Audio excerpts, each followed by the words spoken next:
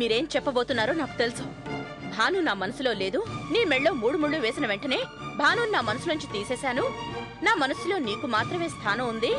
నీ మనసులో నాకు స్థానం దొరికేంత వరకు ఎదురు చూస్తూ ఉంటాను అనే కదా చెప్పబోతున్నారు. మీ కళ్ళబొల్లి మాటలు వినడానికి ఇక్కడెవరూ సిద్ధంగా లేరు. అక్కడ భానుతో రోజంతా సరసలాడటం, ఇక్కడికొచ్చి ఇలాంటి మాయ మాటలు చెప్పడానికి సిగ్గుగా లేదు. ఎంత చెప్పినా నువ్వు నన్ను అర్థం చేసుకో శిరీష. సరే, ఇలాగే జీవితాంతం నన్ను అనుమానించడం నీ లక్ష్యం అయితే నా దురదృష్టం అనుకోవటం తప్పించి నేను చేయగలిగేదేమీ లేదు.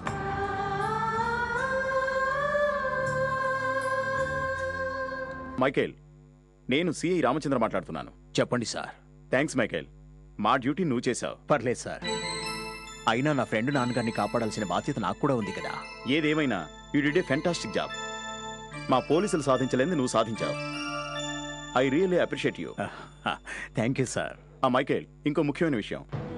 ఇప్పటి నుంచి నువ్వు ఇంకా ఎక్కువ జాగ్రత్తగా ఉండాలి.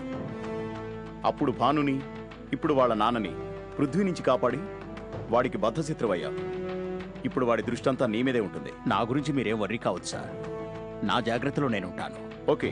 శిరీష్ మీద నీకు ప్రేముందని మాటలతో చెప్తే సరిపోదు.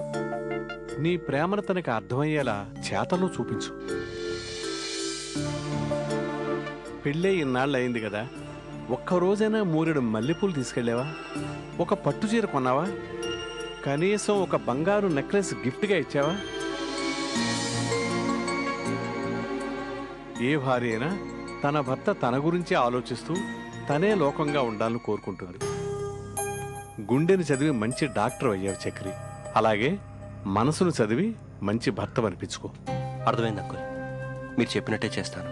నన్ను కిడ్నాప్ చేసినప్పుడు నాకు ఎలాంటి భయమూ కలగలేదు నాన్న.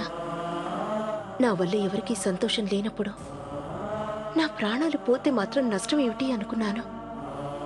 కానీ ఆ క్షణంలో నువ్వెంత బాధపడ్డావో ఇప్పుడు నువ్వు కనిపించకపోయేసరికి నాకు అర్థమైంది నాన్న. అందుకే వాళ్ళు అడిగిన సర్టిఫికెట్స్ ఇవ్వాలని నిర్ణయించుకున్నాను. అయినా కన్న కూతురుగా మీకు కావాల్సిందేదీ ఇవ్వలేకపోయాను నాన్న.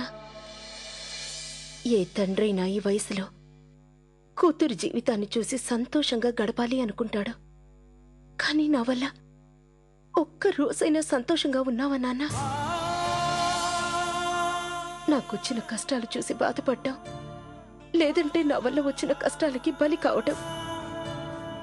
ఈ కూతుర్ని కన్నందుకు నీకు చివరికి మిగిలింది ఇదే కదా నాన్న. నాలాంటి కూతుర్ని కన్నందుకు గర్వపడటం కాదు, బాధపడాలి. నీకోసం నెక్లెస్ తీసుకొచ్చాను. ఏమనుకుంటున్నారు నా గురించి? మీరు తీసుకొచ్చే బోడి నెక్లెస్ చూసి మీకు లొంగిపోతాననుకున్నారా? నాకు ఇవన్నీ కొత్త ఏం కాదు. ఇలాంటి నెక్లెస్లోనే పుట్టి పెరిగాను. నేను తెచ్చిన నెక్లెస్ విలువ చూడొద్దు శిరీష.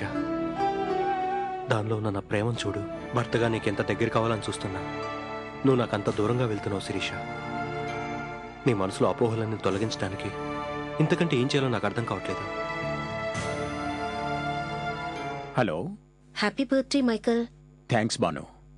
అవును, ఈరోజు నా బర్త్డే అని నీకెలా తెలుసు? మనకు బాగా కావలసిన వాళ్ళ గురించి అన్ని వివరాలు వాటంతట అవే తెలిసిపోతాయి. సరే, బర్త్డే స్పెషల్ ఏంటి? ఏముంటుంది భాను, మార్నింగ్ లేచి చర్చికి వెళ్తాను అంతే. ఓకే, చర్చికి వెళ్ళొచ్చిన తర్వాత ఒకసారి కలుద్దాం. Good night. Good night. ఇప్పుడేమంటావురా? నువ్వంటే ఎంత ఇష్టం లేకపోతే ఈ టైంలో బర్త్డే విషెస్ చెప్పడానికి ఫోన్ చేసింది? ఇష్టం అని ఎందుకు అనుకోవాలమ్మా? ఏదో ఫ్రెండ్లీగా ఫోన్ చేసి ఉండొచ్చు కదా. ఫ్రెండ్లీగా అయితే రేపు ఉదయమే ఫోన్ చేసి ఉండేది కదా. తనకి ఎన్ని ప్రాబ్లమ్స్ ఉన్నా నీ పుట్టినరోజు తెలుసుకుని మరీ ఫోన్ చేసిందంటే తన జీవితంలో నీకెంత ప్రాముఖ్యతనిస్తుందో అర్థం చేసుకో.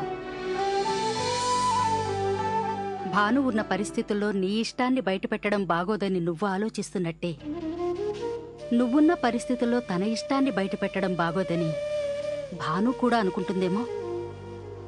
ఆలస్యం చేయొద్దురా. భానుని మరో లత కానివద్దు.